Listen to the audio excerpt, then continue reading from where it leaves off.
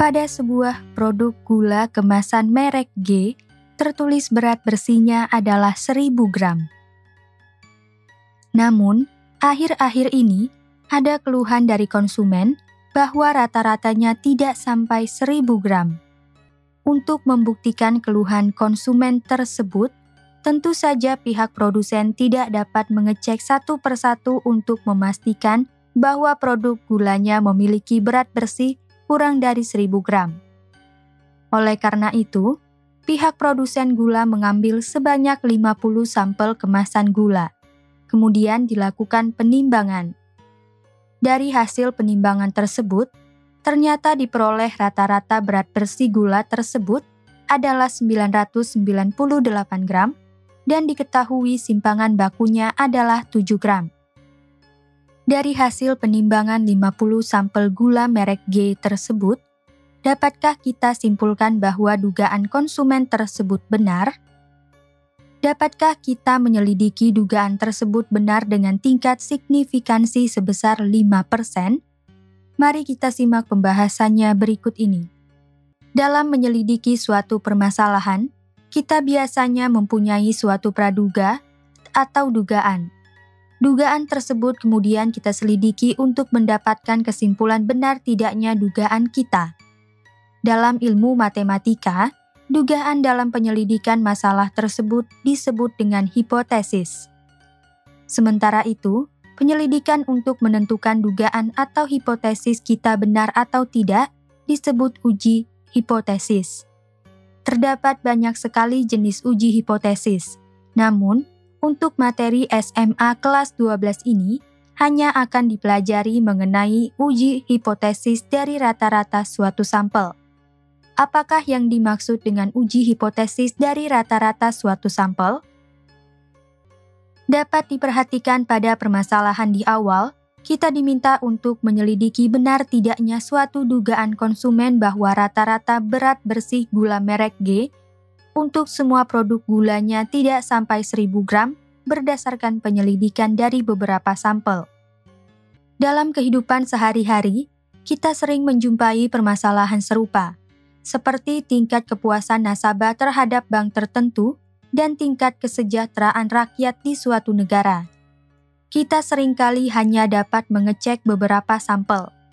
Oleh karena itu, diperlukan suatu penghitungan untuk memastikan bahwa kesimpulan dari pengecekan beberapa sampel ini bisa mewakili seluruh populasi. Untuk mendapatkan kesimpulan dari pengecekan suatu hipotesis dari beberapa sampel yang bisa mewakili hipotesis dari seluruh populasi, benar atau salah, kita menggunakan uji hipotesis dari rata-rata suatu sampel. Uji hipotesis yang dimaksud pada pembahasan kali ini adalah uji hipotesis dari rata-rata suatu sampel, sehingga untuk selanjutnya, uji hipotesis dari rata-rata suatu sampel cukup disebut sebagai uji hipotesis saja. Bagaimanakah kita melakukan uji hipotesis tersebut? Uji hipotesis dilakukan melalui 5 langkah, yaitu merumuskan hipotesis nol dan hipotesis alternatif, memilih statistika uji dan menghitung nilai statistika uji, menentukan tingkat signifikansi alfa, menentukan daerah kritis, serta menentukan keputusan uji dan membuat kesimpulan. Mari kita simak pembahasannya berikut ini.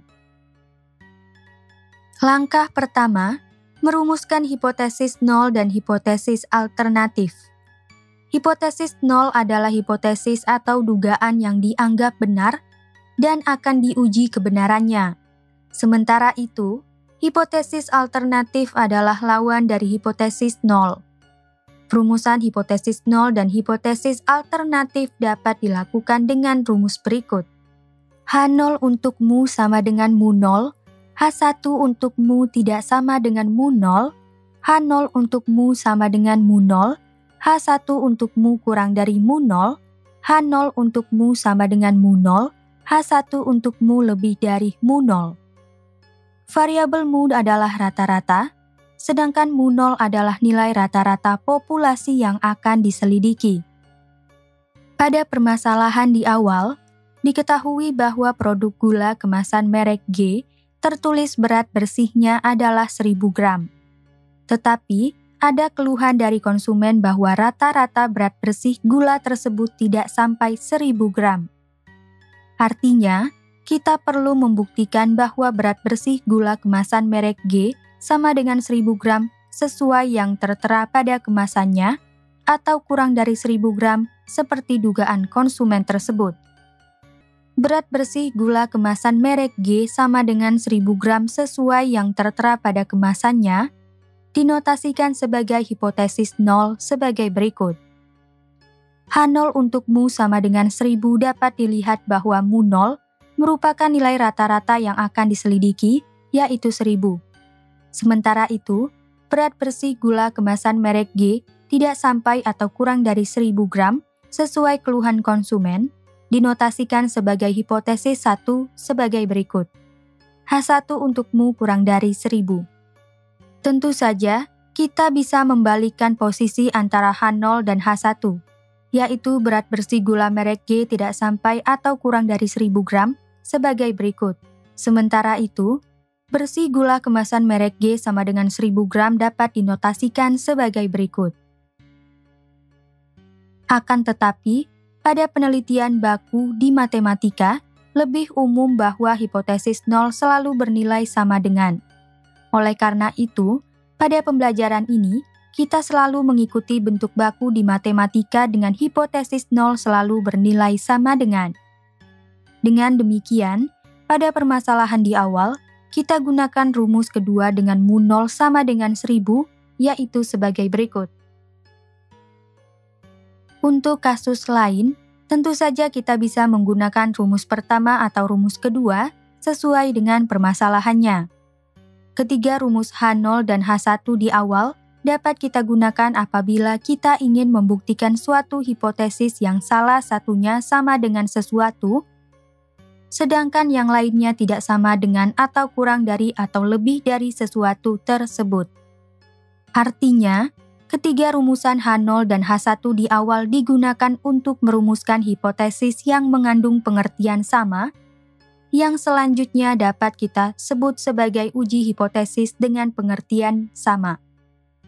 Selain permasalahan pada bagian stimulan, akan diberikan contoh mengenai uji hipotesis dengan pengertian sama pada bagian pembahasan ini, supaya kalian lebih memahaminya. Namun, kita akan melanjutkan pembahasan tentang langkah kedua terlebih dahulu. Langkah kedua, memilih statistika uji dan menghitung nilai statistik uji. Jika ukuran sampel yang diuji adalah N lebih dari atau sama dengan 30, statistik uji yang digunakan adalah Z atau uji statistik Z dengan Z berdistribusi normal baku. Rumusnya adalah sebagai berikut. Z sama dengan X bar dikurangi mu 0 per sigma. Jika ukuran sampel yang diuji adalah N kurang dari 30, statistik uji yang digunakan adalah T. Uji statistik T adalah uji statistik dengan T berdistribusi student, dengan derajat bebas DF sama dengan N dikurangi 1. Kita memang belum membahas secara spesifik mengenai distribusi T, tetapi kita akan membahas dan menggunakan uji statistik T pada pembahasan kali ini. Rumus statistik uji T adalah sebagai berikut. T sama dengan X bar dikurangi mu 0 per hasil pembagian dari S dengan akar N. Pada permasalahan di awal, diketahui bahwa pihak produsen gula tersebut mengambil sebanyak 50 sampel kemasan gula. Kemudian dilakukan penimbangan. Banyaknya sampel yang diuji adalah 50, sehingga dapat dinotasikan sebagai berikut. N sama dengan 50 lebih besar atau sama dengan 30. Karena N sama dengan 50 lebih besar atau sama dengan 30, gunakan uji statistik Z sebagai berikut. Z sama dengan X bar dikurangi mu 0 per sigma. Diketahui bahwa berdasarkan hasil penimbangan dari 50 sampel, diperoleh rata-rata berat bersih gula tersebut adalah 998 gram dan simpangan bakunya adalah 7 gram. Kita substitusikan nilai X bar sama dengan 998 dan sigma sama dengan 7 ke dalam persamaan sebagai berikut. Z sama dengan 998 dikurangi mu0 per 7. Diketahui bahwa mu0 adalah rata-rata populasi yang akan diuji, yaitu berat bersih gula sebesar 1000 gram. Hasil pengurangan dan pembagiannya adalah sekitar negatif 0,286. Jadi, diperoleh nilai statistik ujinya adalah Z sama dengan negatif 0,286. Langkah ketiga, menentukan tingkat signifikansi alfa. Tingkat signifikansi atau derajat kepercayaan merupakan nilai batas toleransi peluang salah dalam menolak H0. Tingkat signifikansi juga dapat diartikan sebagai batas maksimal kesalahan menolak H0. Tingkat signifikansi dinyatakan dalam bentuk persen. Taraf signifikansi yang paling sering digunakan dalam uji hipotesis matematika adalah 1%, 5%, dan 10%. Penentuan besar nilai tingkat signifikansi bergantung pada tujuan dan inti permasalahan. Pada materi SMA, biasanya pada soal sudah diberikan tingkat signifikansinya. Pada permasalahan di awal, diketahui bahwa tingkat signifikansinya adalah 5% atau dapat dinotasikan sebagai berikut. Tingkat signifikansi alfa sama dengan 5% berarti terdapat kira-kira 5 dari 100 pengujian yang menolak hipotesis H0. Dengan kata lain, kira-kira terdapat 95 dari 100 atau 95% bahwa H0 diterima. Langkah keempat, menentukan daerah kritis. Daerah kritis atau DK merupakan daerah penolakan H0. Daerah kritis ditentukan berdasarkan rumusan H1 dan tingkat signifikansi yang dipilih. Jika H1 untuk mu tidak sama dengan mu0, daerah kritis berada di ujung kanan dan ujung kiri kurva. Uji ini dinamakan dengan uji dua pihak. Luas setiap daerah kritis sama dengan alfa per 2. Daerah kritisnya atau DK adalah sebagai berikut. Distribusi Z adalah H0 ditolak jika nilai Z kurang dari negatif Z alfa per 2 atau nilai Z lebih dari Z alfa per 2. Distribusi T adalah H0 ditolak jika nilai T kurang dari negatif T alfa per 2 atau nilai T lebih dari T alfa per 2. Daerah penerimaannya atau DP adalah sebagai berikut. Distribusi Z adalah H0 diterima jika nilai Z lebih dari negatif Z alfa per 2 dan nilai Z kurang dari Z alfa per 2. Distribusi T adalah H0 diterima jika nilai T lebih dari negatif T alfa per 2 dan nilai T kurang dari T alfa per 2. Jika H1 untuk mu kurang dari mu0, daerah kritis berada di ujung kiri kurva. Uji ini dinamakan dengan uji satu pihak kiri. Luas setiap daerah kritis sama dengan alfa. Daerah kritisnya atau DK adalah sebagai berikut. Distribusi Z adalah H0 ditolak jika nilai Z kurang dari negatif Z alfa. Distribusi T adalah H0 ditolak jika nilai T kurang dari negatif T alfa. Daerah penerimaannya atau DP adalah sebagai berikut. Distribusi Z adalah H0 diterima jika nilai Z lebih dari negatif Z alfa. Distribusi T adalah H0 diterima jika nilai T lebih dari negatif T alfa. Jika H1 untuk mu lebih dari mu0, daerah kritis berada di ujung kanan kurva. Uji ini dinamakan dengan uji satu pihak kanan. Luas setiap daerah kritis sama dengan alfa. Daerah kritisnya atau DK adalah sebagai berikut. Distribusi Z adalah H0 ditolak jika nilai Z lebih dari Z alfa. Distribusi T adalah H0 ditolak jika nilai T lebih dari T alfa. Daerah penerimaannya atau DP adalah sebagai berikut. Distribusi Z adalah H0 diterima jika nilai Z kurang dari Z alfa. Distribusi T adalah H0 diterima jika nilai T kurang dari T alfa. Untuk permasalahan di awal, diketahui bahwa pada langkah pertama diperoleh rumusan hipotesisnya sebagai berikut. Dapat dilihat bahwa H1 untuk mu kurang dari 1000, dengan demikian untuk menentukan daerah kritis pada permasalahan di awal, kita menggunakan uji satu pihak kiri. Selain itu, pada langkah kedua, diketahui bahwa banyaknya sampel lebih dari atau sama dengan 30, sehingga kita menggunakan distribusi Z. Dengan demikian, daerah kritisnya atau DK adalah sebagai berikut. H0 ditolak jika nilai Z kurang dari negatif Z alfa, H0 diterima jika nilai Z lebih dari negatif Z alfa. Diketahui pada langkah ketiga bahwa alfa sama dengan 5% sama dengan 0,05, sehingga daerah kritisnya adalah sebagai berikut. H0 ditolak jika nilai Z kurang dari negatif Z 0,05, H0 diterima jika nilai Z lebih dari negatif Z 0,05. Nilai Z 0,05 dicari dengan menggunakan tabel distribusi Z. Tabel distribusi Z dapat dilihat sebagai berikut. Cara mencari nilai Z 0,05 dari tabel distribusi Z adalah sebagai berikut. Carilah nilai 0,05 atau nilai yang mendekati 0,05 pada tabel distribusi Z. Diperoleh nilai yang mendekati 0,05 karena nilai yang persis 0,05 tidak ada, yaitu 0,0505 dan 0,0495. Dapat diperhatikan bahwa nilai 0,05 berada di antara 0,0505 dan 0,0495. Dari tabel tersebut, diperoleh hasil sebagai berikut. Dari nilai 0,0505, lihat ke ujung kiri sehingga ditemukan negatif 1,6. Kemudian lihat ke ujung atas sehingga ditemukan 0,04.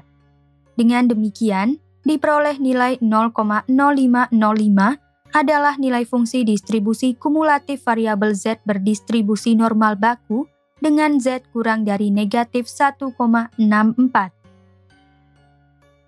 Dari nilai 0,0495, lihat ke ujung kiri sehingga ditemukan negatif 1,6. Kemudian lihat ke ujung atas sehingga ditemukan 0,05.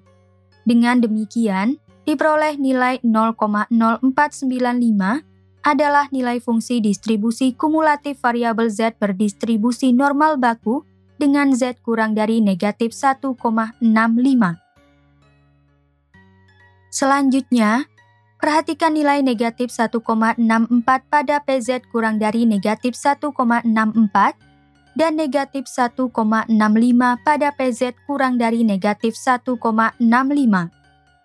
Nilai 0,05 berada di antara 0,0505 dan 0,0495, sehingga diperoleh hasil sebagai berikut. Nilai Z 0,05 sama dengan setengah dari penjumlahan negatif 1,64 dengan negatif 1,65. Hasilnya adalah negatif 1,645. Jadi, dapat diperoleh kesimpulan sebagai berikut. H0 ditolak jika nilai Z kurang dari negatif dikali negatif 1,645 atau dapat disebut Z kurang dari 1,645. H0 diterima jika nilai Z lebih dari negatif dikali negatif 1,645 atau dapat disebut Z lebih dari 1,645. Langkah kelima menentukan keputusan uji dan membuat kesimpulan. Keputusan uji diambil berdasarkan letak nilai statistik uji pada daerah kritis. Apabila nilai statistik uji berada di dalam daerah kritis, hipotesis H0 ditolak. Sebaliknya, apabila nilai statistik uji berada di luar daerah kritis, hipotesis H0 diterima. Kesimpulan dibuat berdasarkan keputusan uji. Dalam menentukan keputusan uji, mungkin saja dapat terjadi kesalahan. Dalam ilmu matematika, terdapat dua kemungkinan kesalahan yang dapat terjadi dalam keputusan uji, yaitu sebagai berikut. Menolak H0 yang benar. Artinya, H0 seharusnya diterima karena pada kenyataannya, hipotesis pada H0 benar, tetapi ternyata tertolak oleh uji hipotesis. Kesalahan ini disebut kesalahan tipe 1 atau kesalahan alfa atau kesalahan tingkat signifikansi alfa. Menerima H0 yang salah. Artinya, H0 seharusnya ditolak karena pada kenyataannya, hipotesis pada H0 salah. Tetapi ternyata diterima oleh uji hipotesis. Kesalahan ini disebut sebagai kesalahan tipe 2 atau kesalahan beta. Hubungan antara H0, keputusan uji, dan tipe kesalahan disajikan dalam tabel berikut. Pada permasalahan di awal, dari langkah kedua, diketahui bahwa nilai statistik uji adalah sebagai berikut. Z sama dengan negatif 0,286. Sementara itu, dari langkah keempat, diketahui sebagai berikut. H0 ditolak jika nilai Z kurang dari 1,645,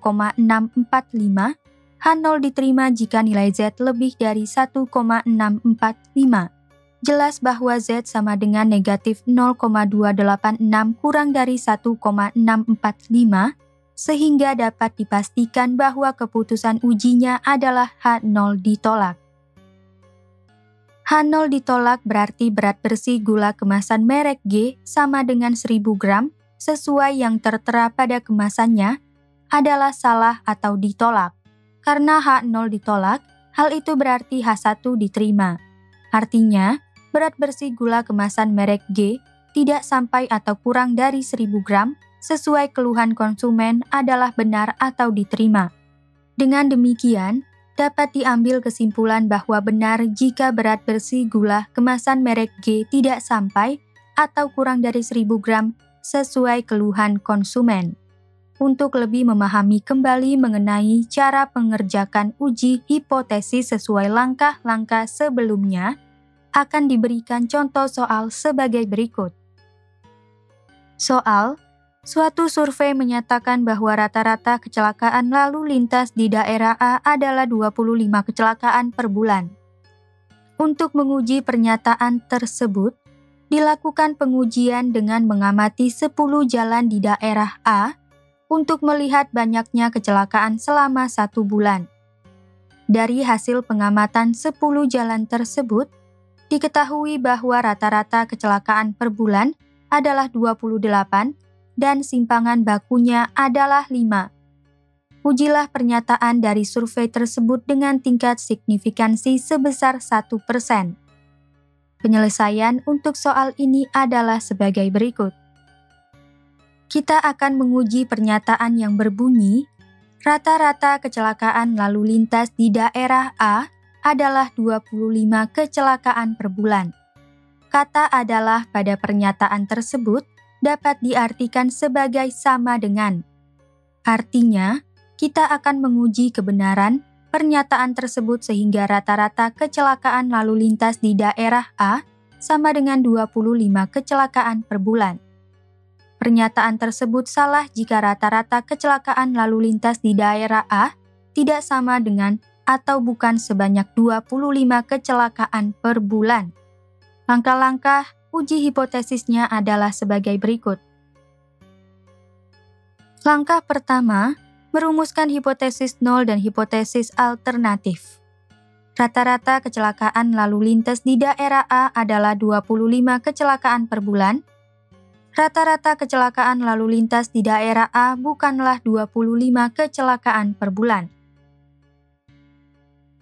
Langkah kedua, memilih statistika uji dan menghitung nilai statistik uji.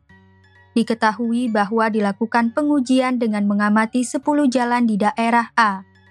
Artinya, banyaknya jalan ini adalah sampel pengamatan, sehingga banyaknya sampel ada 10. Karena banyaknya sampel kurang dari 30, kita menggunakan uji statistik T, yaitu sebagai berikut. T sama dengan X bar dikurangi mu0 per hasil pembagian dari S dengan akar N. Diketahui juga bahwa dari hasil pengamatan pada 10 sampel, diperoleh rata-rata kecelakaan per bulan adalah 28 dan simpangan bakunya adalah 5. Dengan demikian, kita dapat menyubstitusikan nilai X bar sama dengan 28 dan S sama dengan 5 ke dalam persamaan sebagai berikut. T sama dengan 28 dikurangi mu0 per hasil pembagian dari 5 dengan akar N. Diketahui bahwa mu0 adalah rata-rata populasi yang akan diuji, yaitu 25 kecelakaan, dan N sama dengan 10. 28 dikurangi 25 sama dengan 3 dan dibagi 5 per akar 10, atau dapat ditulis dengan dikali akar 10 per 5. Hasil perkalian dan pembagiannya adalah sekitar 1,897. Langkah ketiga, menentukan tingkat signifikansi alfa. Diketahui bahwa tingkat signifikansinya sebesar 1% atau dapat dinotasikan sebagai berikut. Langkah keempat, menentukan daerah kritis. Diketahui bahwa pada langkah pertama, diperoleh rumusan hipotesis sebagai berikut. Dapat dilihat bahwa rata-rata kecelakaan lalu lintas di daerah A bukanlah 25 kecelakaan per bulan. Dengan demikian, untuk menentukan daerah kritis kita menggunakan uji dua pihak. Selain itu, karena pada langkah kedua diketahui banyaknya sampel kurang dari 30, kita menggunakan distribusi T sehingga diperoleh sebagai berikut. H0 ditolak jika nilai T kurang dari negatif T alfa per 2 atau nilai T lebih dari T alfa per 2. H0 diterima jika nilai T lebih dari negatif T alfa per 2 dan nilai T kurang dari T alfa per 2. Diketahui pada langkah ketiga bahwa alfa sama dengan 1% sama dengan 0,01, sehingga alfa per 2 sama dengan 0,01 per 2 sama dengan 0,005. Dengan demikian, diperoleh hasil sebagai berikut. H0 ditolak jika nilai T kurang dari negatif T 0,005 atau nilai T lebih dari T 0,005. H0 diterima jika nilai T lebih dari negatif T 0,005 dan nilai T kurang dari T 0,005. Nilai T 0,005 dicari dengan menggunakan tabel distribusi T. Tabel distribusi T dapat dilihat sebagai berikut. Cara mencari nilai T 0,005 dari tabel distribusi T adalah sebagai berikut. Carilah derajat bebas DF sama dengan N dikurangi 1 sebagai berikut. Diketahui N adalah banyak sampel yaitu 10, sehingga derajat bebas DF sama dengan 10 dikurangi 1 sama dengan 9. Perhatikan DF sama dengan 9 pada kolom paling kiri dan alfa sama dengan 0,01 pada baris pertama untuk kolom 0,005, 0,01 pada tabel distribusi T. Catatan, dipilih kolom 0,005, 0,01, bukan kolom 0,01, 0,02, karena diketahui bahwa kita menentukan daerah kritisnya dengan menggunakan uji dua pihak. Dengan demikian, kita menggunakan kolom 0,005, 0,01 dengan nilai alfa sama dengan 0,01 berada di bawah, yaitu menyatakan uji dua pihak. Sementara itu, pada kolom 0,01, 0,02, nilai alfa sama dengan 0,01 berada di atas, yaitu menyatakan uji satu pihak. Hubungan DF sama dengan 9 dengan alfa sama dengan 0,01, sehingga diperoleh nilai 3,24984. Dengan demikian, diperoleh T 0,005 sama dengan 3,24984. Jadi, diperoleh kesimpulan sebagai berikut. H0 ditolak jika nilai T kurang dari negatif 3,24984 atau nilai T lebih dari 3,24984. H0 diterima jika nilai T lebih dari negatif 3,24984 dan nilai T kurang dari 3,24984. Langkah kelima menentukan keputusan uji dan membuat kesimpulan. Dari langkah kedua, diketahui bahwa nilai statistik uji adalah sebagai berikut. T sama dengan 1,897. Sementara itu, dari langkah keempat diperoleh kesimpulan sebagai berikut. H0 ditolak jika nilai T kurang dari negatif 3,24984 atau nilai T lebih dari 3,24984. H0 diterima jika nilai T lebih dari negatif 3,24984 dan nilai T kurang dari 3,24984. Jelas bahwa T sama dengan 1,897 berada di antara negatif 3,24984 dan 3,24984. Dengan demikian, dapat dipastikan bahwa keputusan ujinya adalah H0 diterima. H0 diterima berarti pernyataan pada survei tersebut benar. Jadi, pernyataan yang menyatakan bahwa rata-rata kecelakaan lalu lintas di daerah A sebanyak 25 kecelakaan per bulan adalah benar. Simpulan, poin-poin penting pada pembelajaran kali ini adalah sebagai berikut. Pertama, dalam menyelidiki suatu permasalahan, kita biasanya memiliki suatu praduga atau dugaan atau hipotesis untuk mendapatkan kesimpulan apakah dugaan kita benar atau tidak. Penyelidikan untuk menentukan dugaan atau hipotesis kita benar atau tidak disebut dengan uji hipotesis. Kedua, terdapat 5 langkah untuk melakukan uji hipotesis, yaitu sebagai berikut. Langkah pertama merumuskan hipotesis nol dan hipotesis alternatif. Hipotesis nol adalah hipotesis atau dugaan yang dianggap benar dan akan diuji kebenarannya. Sementara itu, hipotesis alternatif adalah lawan dari hipotesis nol. Dalam merumuskan hipotesis nol dan hipotesis alternatif dengan pengertian sama, dapat dilakukan dengan rumus berikut. H0 untuk mu sama dengan mu 0, H1 untuk mu tidak sama dengan mu 0. H0 untuk mu sama dengan mu 0, H1 untuk mu kurang dari mu 0. H0 untuk mu sama dengan mu 0, H1 untuk mu lebih dari mu 0. Variabel mu adalah rata-rata sedangkan mu 0 adalah nilai rata-rata populasi yang akan diselidiki. Langkah kedua, memiliki statistika uji dan menghitung nilai statistik uji jika ukuran sampel yang diuji adalah N lebih dari atau sama dengan 30, statistik uji yang digunakan adalah Z, yaitu sebagai berikut. Jika ukuran sampel yang diuji adalah N kurang dari 30, statistik uji yang digunakan adalah T, yaitu sebagai berikut.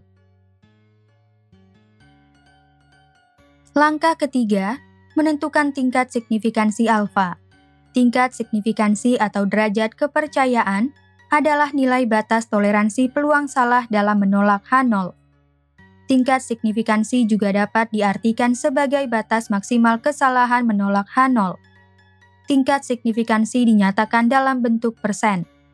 Taraf signifikansi yang paling sering digunakan dalam uji hipotesis matematika adalah 1%, 5%, dan 10%. Langkah keempat, menentukan daerah kritis. Daerah kritis atau DK merupakan daerah penolakan H0. Daerah kritis ditentukan berdasarkan perumusan H1 dan tingkat signifikansi yang dipilih. Jika H1 untuk mu tidak sama dengan mu 0, daerah kritis berada di ujung kanan dan ujung kiri kurva. Uji ini dinamakan dengan uji dua pihak. Luas setiap daerah kritis sama dengan alfa per 2. Jika H1 untuk mu kurang dari mu 0, daerah kritis berada di ujung kiri kurva. Uji ini dinamakan dengan uji satu pihak kiri, luas setiap daerah kritis sama dengan alfa. Jika H1 untukmu lebih dari mu0, daerah kritis berada di ujung kanan kurva. Uji ini dinamakan dengan uji satu pihak kanan. Luas setiap daerah kritis sama dengan alfa. Langkah kelima, menentukan keputusan uji dan membuat kesimpulan. Keputusan uji diambil berdasarkan letak nilai statistik uji pada daerah kritis. Apabila nilai statistik uji berada di dalam daerah kritis, hipotesis H0 ditolak. Sebaliknya, apabila nilai statistik uji berada di luar daerah kritis, hipotesis H0 diterima. Kesimpulan dibuat berdasarkan keputusan uji.